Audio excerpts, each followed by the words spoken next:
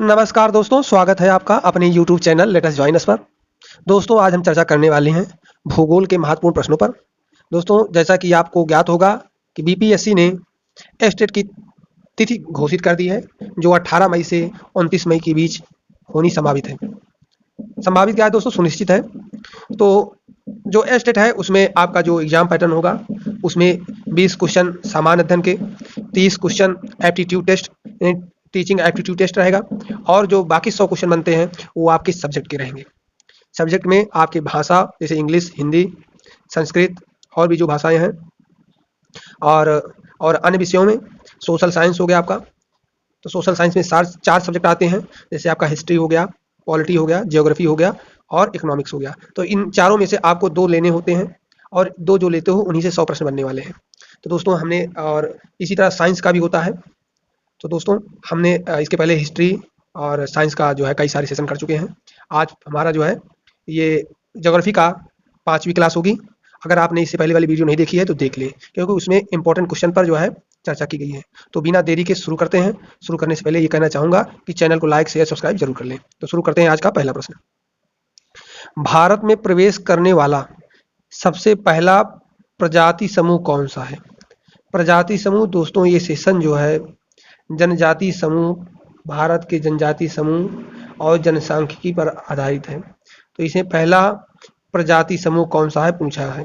तो दोस्तों, भारत में प्रवेश करने वाला पहला जनजाति समूह दोस्तों निग्रिटो था।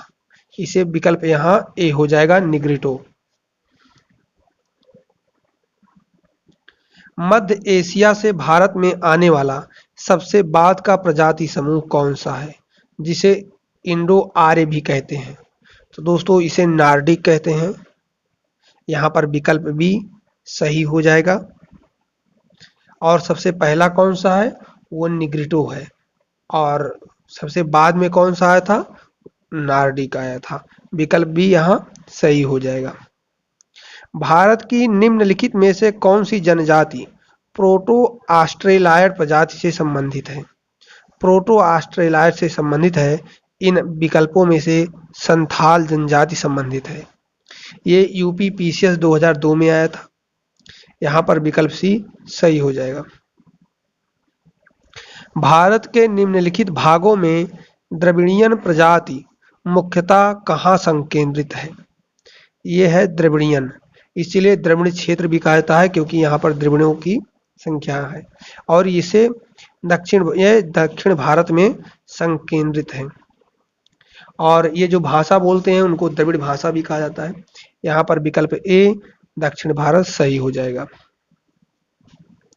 अधिकांश भारतीय किस समूह से संबंध रखते हैं? तो दोस्तों, अधिकांश भारतीय काकेशियाई समूह से संबंध रखते हैं। यहाँ पर विकल्प ए सही हो जाएगा। अगरिया, बैगा तथा भुइया अनुसूचित जनजातियां उत्तर प्रदेश के निम्नलिखित जिलों में से किसमें मुख्यतः निवास करती है? तो दोस्तों, अगरिया, बैगा, भुइया अनुसूचित जनजातियां सोनभद्र में निवास करती हैं। यहाँ पर विकल्प सी सही हो जाएगा। जनजाति को इंगित करने के लिए पहली बार आदिवासी शब्द का प्रयोग किसके द्वारा किया गया था? तो दोस्तों, जनजातियों के लिए आदिवासी शब्द का प्रयोग सर्वप्रथम ठक्कर बाबा ने प्रयोग किया था, और हरिजन शब्द महात्मा गांधी ने प्रयोग किया था। तो दोस्तों, यहाँ पर विकल्प डी सही हो जाएगा। भारत की सबसे बड़ी जनजाति कौन सी है? दोस्तों, विकल्प में से तो सबसे बड़ी जनजाति आपकी गोंड है। यहाँ पर विकल्प ए सही हो जाएगा। किंतु भारत की सबसे बड़ी जनजाति कौन सी है, वो आप लोग कमेंट बॉक्स में बताएंगे। निम्नलिखित राज्यों में से किसमें उसकी कुल जनसंख्या में अनुसूचित जातियों का सबसे अधिक अनुपात है?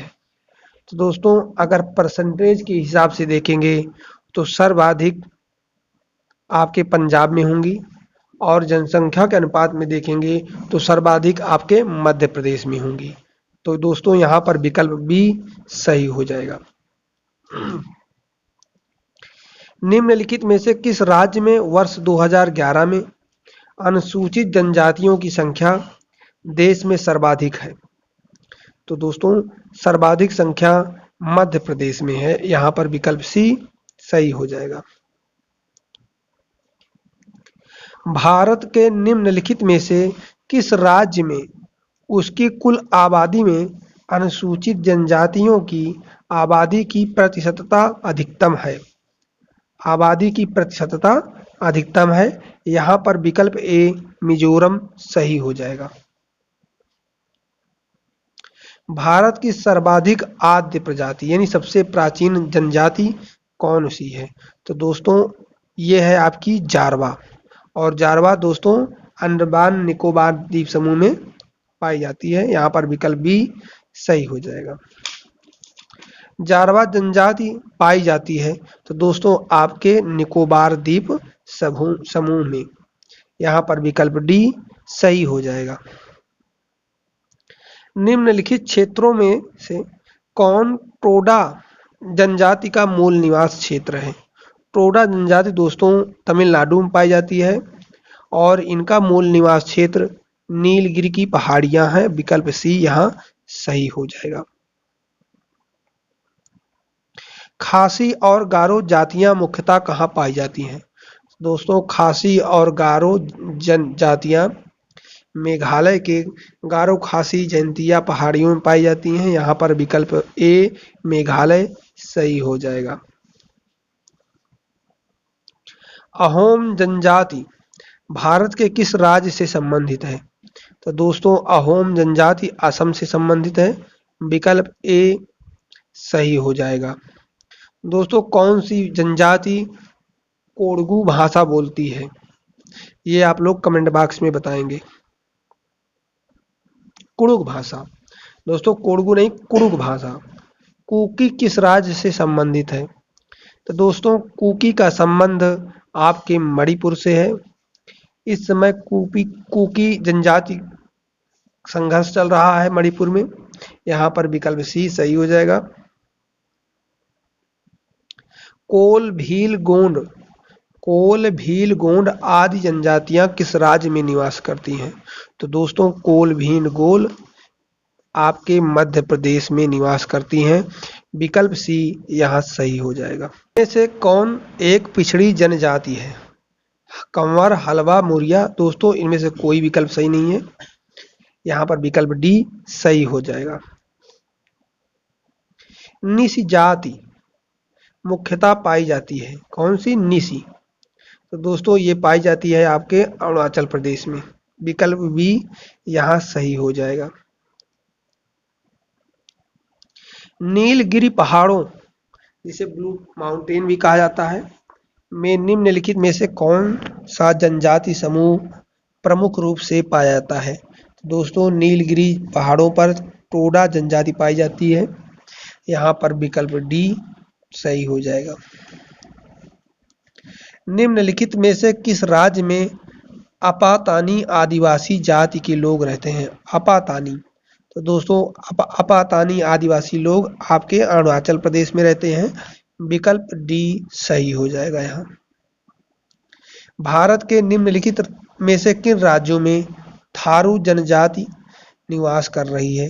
तो दोस्तों थारू जनजाति आपके उत्तर प्रदेश और उत्तराखंड में निवास करती है। यहाँ पर विकल्प डी सही हो जाएगा। बिल्मा नृत्य किस जनजाति द्वारा किया जाता है? तो दोस्तों एक बैगा जनजाति है जो बिल्मा नृत्य के लिए जानी जाती है। यहाँ पर विकल्प ए सही हो जाएगा। गोदना गोदने वाली अनुसूचित जनजाति कौन सी है? तो दोस्तों गोदना गोदने वाली अनुसूचित जनजाति को ओझा कहा जाता है। यहाँ पर विकल्प ए सही हो जाएगा। कत्था बनाने वाली अनुसूचित जनजाति कौन सी है? तो दोस्तों कत्था बनाने वाली अनुसूचित जनजाति को खैरवार कहते हैं। खैरवार या खैरवार कहा जाता है। विकल्प सी यहाँ सही हो जाएगा, क्योंकि कत्थे को खैर भी कहा जाता है तो इस हिसाब से आप कह सकते हो खैरवार। आप विकल्प सी यहाँ सही हो जाएगा। निम्नलिखित में से कौन सी अनुसूचित जनजाति दीपावली को शोक के रूप में मनाती है? तो दोस्तों थारू खारिया जो है दीपावली को शोक के रूप में मनाती है। विकल्प डी यहाँ सही हो जाएगा। सरहुल त्योहार कौन सी जनजाति मनाती है? सरहुल त्योहार, तो दोस्तों सरहुल त्योहार आपकी ओरांव जनजाति मनाती है। विकल्प ए यहाँ सही हो जाएगा। घुमकरिया किस जनजाति की सामाजिक संस्था है? घुमकरिया किस जनजाति की सामाजिक संस्था है? तो दोस्तों घुमकरिया ओरांव जनजाति की एक सामाजिक संस्था है। विकल्प ए यहाँ सही हो जाएगा। इस राज्य की परंपरागत घुमंतू जाति के साथ निम्नलिखित में से किस लोक गीत का संबंध है? तो दोस्तों इसका संबंध है देवार गीत। यहाँ पर विकल्प बी सही हो जाएगा, देवार गीत। वर्ष 2011 की जनगणना के अनुसार निम्नलिखित राज्यों में जिसमें अनुसूचित जनजातियों की जनसंख्या का प्रतिशत उसके कुल जनसंख्या के प्रतिशत के हिसाब से न्यूनतम है, तो दोस्तों इसका सही विकल्प हो जाएगा उत्तर प्रदेश। यहाँ पर विकल्प ए सही हो जाएगा। निम्नलिखित में से कौन सा सुमेलित नहीं है? गोंड अगरिया, बैगा बिजवार, भारिया पटालिया, कोरकू महार। दोस्तों इनका संबंध गलत है, सी भारिया पटालिया से संबंधित नहीं है। यहाँ पर विकल्प सी सही हो जाएगा। निम्नलिखित में से जनजाति और राज्य की कौन सी जोड़ी सुमेलित नहीं है? इसमें कौन सी जनजाति किस राज्य में पाई जाती है, ये सुमेलित है कि नहीं देखना है। भील दोस्तों गुजरात में पाई जाती है, गद्दी आपके हिमाचल प्रदेश में पाई जाती है, कोटा आपके तमिलनाडु में पाई जाती है और टोडा भी आपके तमिलनाडु में पाई जाती है, केरल में नहीं। यहाँ पर विकल्प डी सही हो जाएगा, वो भी नीलगिरी की पहाड़ियों में, वो भी टोडा तमिलनाडु वाले क्षेत्र में। विकल्प डी सही हो जाएगा। भारत में अंग्रेजों के समय में प्रथम जनगणना हुई थी। तो दोस्तों भारत में अंग्रेजों के समय में प्रथम जनगणना 1872 में हुई थी और उस समय भारत के गवर्नर जनरल लॉर्ड मेयो थे। विकल्प सी यहाँ सही हो जाएगा। और 1881 में पहली जनगणना और उसी के बाद नियमित जनगणना शुरू हुई थी लॉर्ड रिपन के काल में। विकल्प डी लॉर्ड रिपन के कार्यकाल में पहली नियमित जनगणना हुई थी, किंतु यहाँ पर प्रथम जनगणना के बारे में पूछ रहा है, तो यहाँ पर विकल्प सी लॉर्ड मेयो सही हो जाएंगे। भारत में जनसंख्या की त्वरित वृद्धि का प्रमुख कारक है। जनसंख्या में जो वृद्धि हो रही है हमारे देश में, उसका प्रमुख कारण है उच्च जन्म दर और गिरती मृत्यु दर। यानी जन्म दर अधिक है और मृत्यु दर धीरे धीरे कम हो रही है, जिसकी वजह से जनसंख्या में तेजी से वृद्धि हो रही है। यहाँ पर विकल्प भी सही हो जाएगा। भारत की जनसंख्या में ऋणात्मक वृद्धि दर किस दशक में दर्ज की गई थी? तो दोस्तों भारत की जनसंख्या में ऋणात्मक वृद्धि दर 1911 से 21 के बीच में दर्ज की गई थी। यहाँ पर विकल्प बी सही हो जाएगा। किस वर्ष को भारत के जननांकिकी का विभाजक वर्ष कहा जाता है? तो दोस्तों वर्ष 1921 को जननांकिकीय विभाजक वर्ष कहा जाता है। विकल्प बी यहाँ सही हो जाएगा, क्योंकि इस समय जनसंख्या में बहुत ही तीव्र गिरावट देखी गई थी और जनसंख्या वृद्धि बहुत ही स्लो थी। वर्ष 2011 की जनगणना के अनुसार भारत में निम्नलिखित राज्यों में से सबसे अधिक जनसंख्या घनत्व वाला राज्य कौन सा है? तो दोस्तों सर्वाधिक जनसंख्या घनत्व वाला राज्य आपका बिहार हो जाएगा। विकल्प डी। जनसंख्या के आधार पर देशों की सूची में भारत की रैंक है। तो दोस्तों जनसंख्या के आधार पर प्रश्न काल में तो दूसरे स्थान पर था, किंतु वर्तमान में भारत की जनसंख्या विश्व की सर्वाधिक जनसंख्या हो गई है। विकल्प ए के यहाँ हो जाएगा सही। वर्ष 2011 की जनसंख्या के अंतिम आंकड़ों के अनुसार निम्नलिखित में से किस राज्य में जनसंख्या घनत्व सबसे कम है?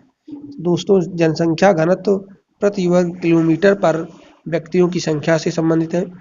सबसे कम जनसंख्या घनत्व आपके अरुणाचल प्रदेश में पाई जाती है, जो कि 17 है। 17 व्यक्ति पर वर्ग किलोमीटर है। यहाँ पर विकल्प ए सही हो जाएगा।